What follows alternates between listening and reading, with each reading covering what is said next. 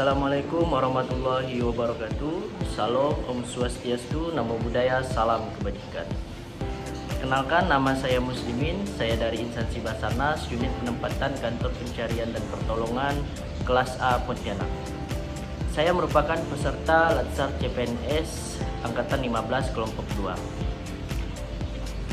Pertama-tama yang saya hormati yaitu Ibu Siti Ismaniah SE MSI selaku pengampu pembelajaran agenda 3 pada kali ini, yang mana beliau sudah memaparkan dan memberikan materi terkait dengan manajemen ASN dan juga smart ASN.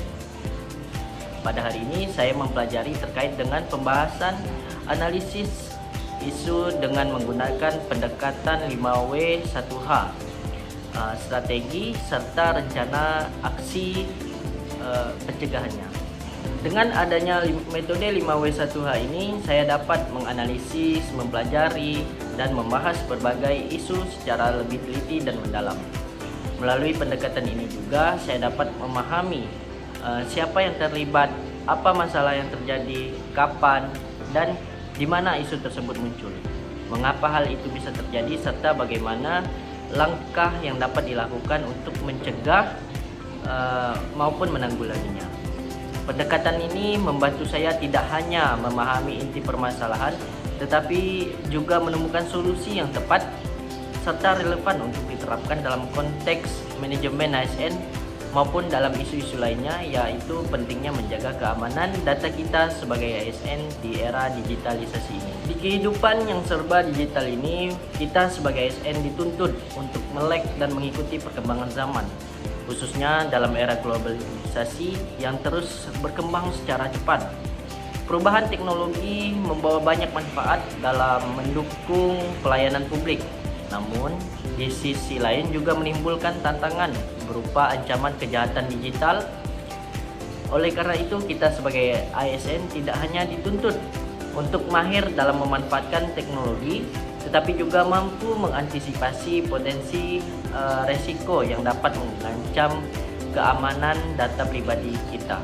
Dengan menerapkan 5W1H ini, kita dapat mengetahui yang pertama itu siapa saja yang terlibat, siapa yang bertanggung jawab, dan siapa yang dirugikan dalam kegiatan ancaman kejahatan kebocoran data digital ASN ini.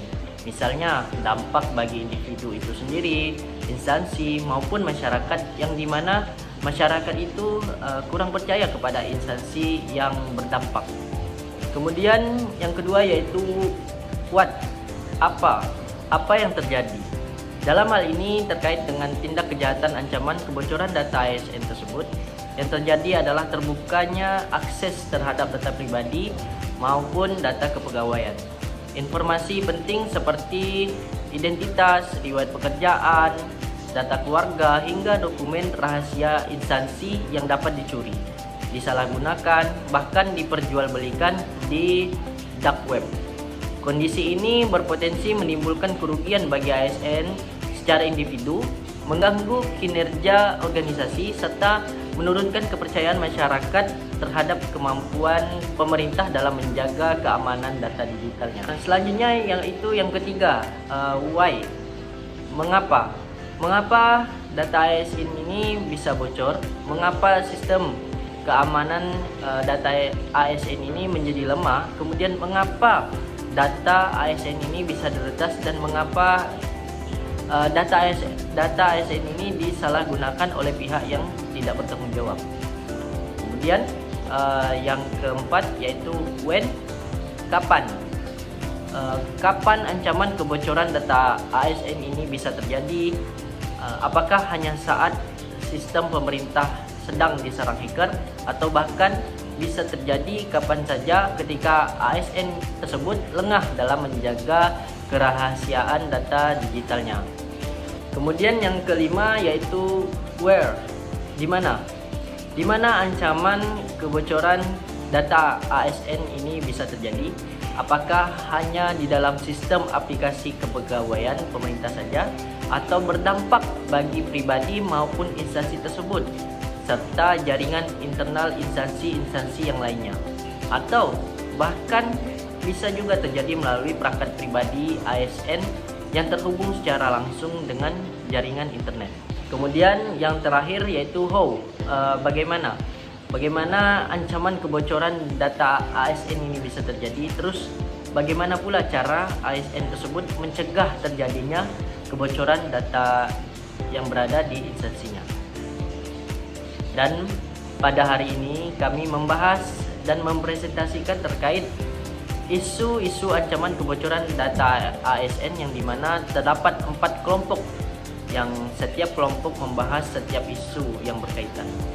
Adapun kesimpulan pada kesempatan kali ini, kita sebagai ASN yang smart untuk dapat lebih bijak dalam menggunakan media sosial dan dapat waspada dalam menjaga data pribadi kita dari ancaman kebocoran data tersebut. ASN harus meningkatkan literasi digital, disiplin dalam menggunakan teknologi, serta tidak lengah terhadap potensi serangan cyber. Dengan kesadaran dan tanggung jawab bersama, saya berharap setiap ASN itu mampu menjadi garda terdepan dalam melindungi data pribadinya, sehingga kepercayaan masyarakat terhadap pemerintah itu sendiri tetap terjaga di era digitalisasi ini. Demikianlah pemaparan terkait dengan tugas Learning Journal pada kali ini. Lebih dan kurangnya mohon dimaafkan. Wabillahi taufik wal hidayah. Wassalamualaikum warahmatullahi wabarakatuh. Salam, Om, Santi, Santi, Santi Om, Rahayu. Basarnas, profesional, modern, teruji. We are family. Salam satu jiwa, satu rasa.